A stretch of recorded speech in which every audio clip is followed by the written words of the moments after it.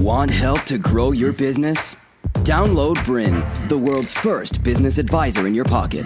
To find out more, visit BRiN.ai or search the App Store today.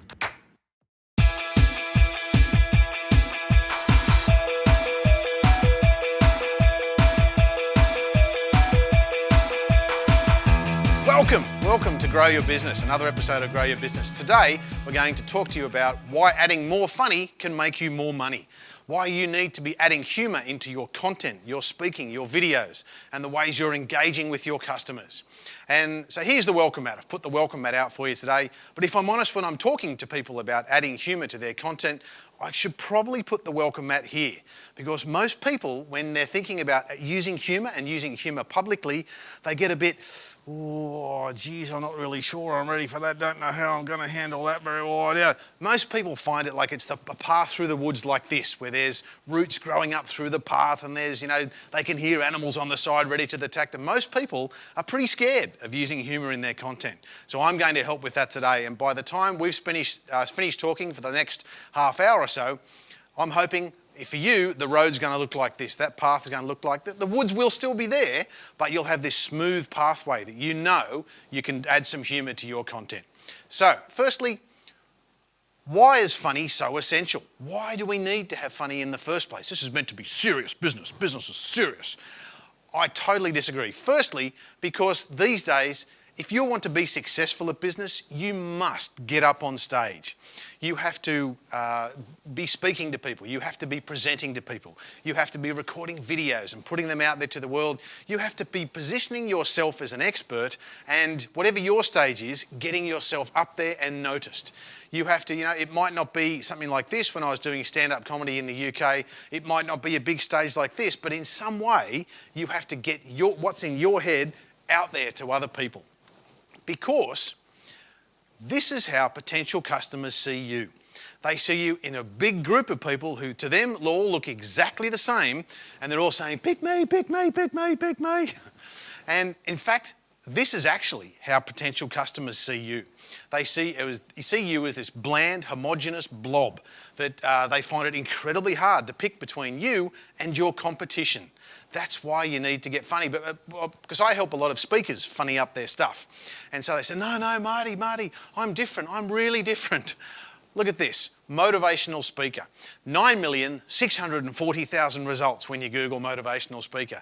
No, Marty, I'm not a motivational speaker. I'm a leadership speaker. Look at that, 173 million results when you Google leadership speaker. No, Marty, I'm a business speaker. 351 million results when you search for leadership speaker.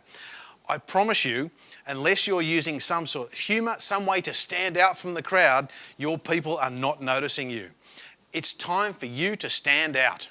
So that's why you need to use some humour. For example, look at these 3 signs for nurseries, for places to go and buy plants.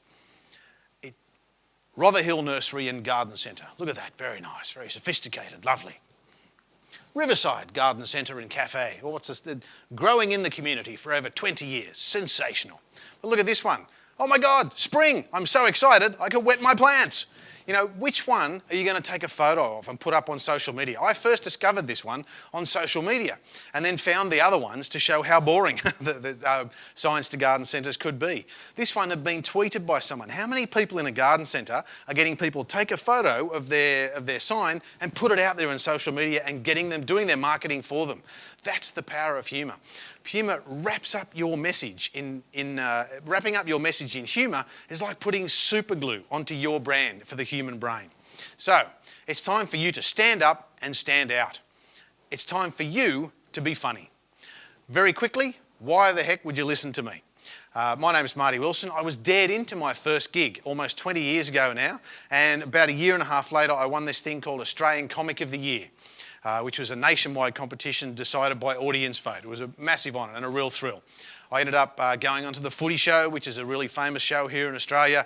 Ended up being invited to go across to the UK, where I was a full-time stand-up comic over there for a good 8 years. Ended up doing a bit of TV over there, and very quickly my ego demands to show you show you some of the people that I've worked with over the years. There's Steve Amos, who's very big on Australian TV now. An English guy who's very big on Australian TV now. There is Jimmy Carr, who's very big in the US, has his own Netflix special now.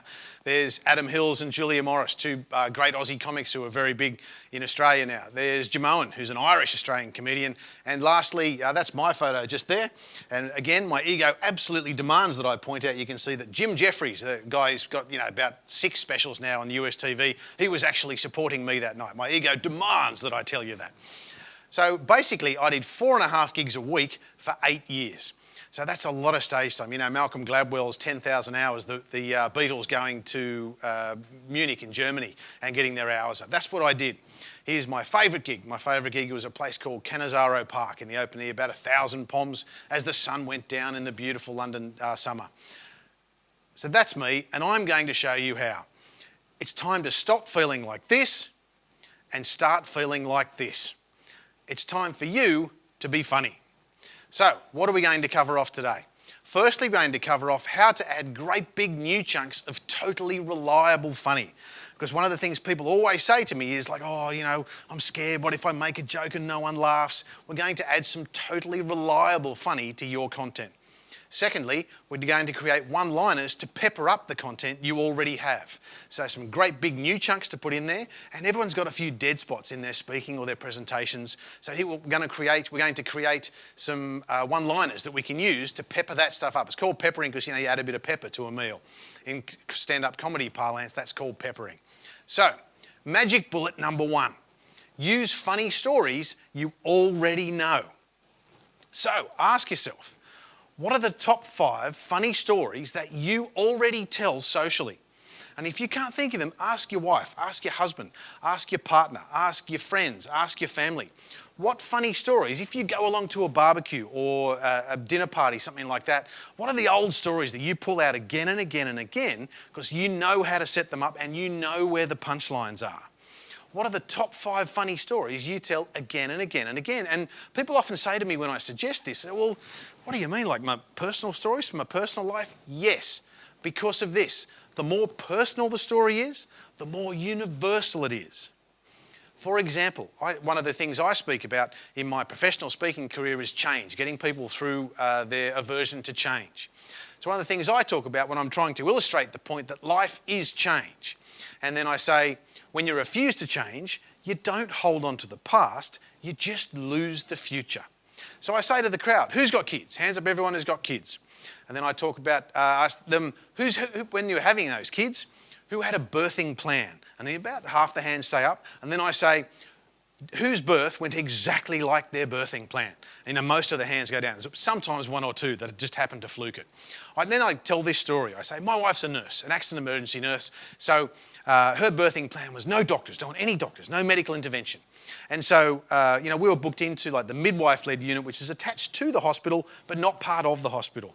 So we were booked into like the birthing pool. My wife had been doing meditation for nursing. There were dream catchers up on the walls. There were like electric candles so the gas wouldn't explode. So we arrive at the hospital. We have enough food to last 3 days and enough Enya to last a week. Because my wife just loves Enya, and I hate Enya, but I love my wife, and it's totally her show. So absolutely, let's bring those 37 Enya CDs, my darling, no problem. So we get into the hospital. Within 15 minutes, we find out, sadly, undiagnosed breech baby. So the baby's the right way up instead of upside down. And so within 45 minutes getting to the hospital, we think we're going over this way to the birthings, to the midwife-led unit. We're over this way, we're in the operating theatre, and my wife is numb from the chest down, and the surgeon's about to open her up and do an emergency Caesar. Now, I think the anaesthetist could tell that my wife was quite upset by this. So he leans down and whispers into my wife's ear and says, Mrs. Wilson, would you like me to put the radio on during the procedure? Would you like some music during the operation? And my wife just looks at me with this angelic, beautiful, earnest look in her face and just says, wouldn't it be a sign if Enya came on the radio? And this song, at this point in the song, is what came out of the stereo. The first cut is the deepest, baby, I know. And it gets a huge laugh. And then I talk about, we realised that our real plan was to get one of these guys. And so we realised that we had to go off plan.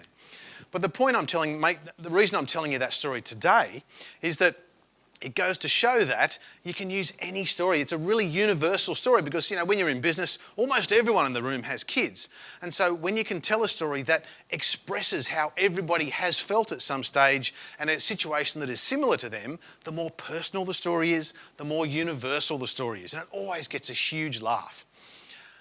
Telling funny stories is the master skill to instantly put your content, pitch or presentation head and shoulders above your competition in your niche. Now, why stories? Very quickly, because there's a whole 2-day seminar you can do on why stories. But very quickly, if I say to you, I'm a very trustworthy person.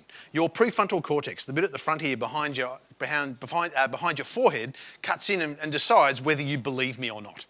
But if I tell you a story that just happens to illustrate that I'm a really trustworthy person, it's actually a different part of your brain listens to stories. It's not here where all the judgment lies. It's the deeper part, the limbic system, the old emotional part of the brain. That's what listens to stories. And so therefore, when you use stories, it actually bypasses people's judgment. It bypasses people's judgment centres, and there's a thing called a referential shift that happens when you're telling somebody a story. That's, for example, you looking at me now, you're looking at a screen with Marty Wilson on it. When I was telling that story of us being in the delivery suite, your mind started conjuring up pictures of what was going on in that story. So our brains start to imagine what's going on in the story and making pictures of that. And that's called a referential shift. And that adds to bypassing people's judgment. So if you can bypass people's judgment, it leaves them much more open for them to be influenced by you. Now, why funny on top of that? When it comes to sales, when it comes to influencing people, it's all about know, like and trust. We buy from and are influenced by people we know, like and trust.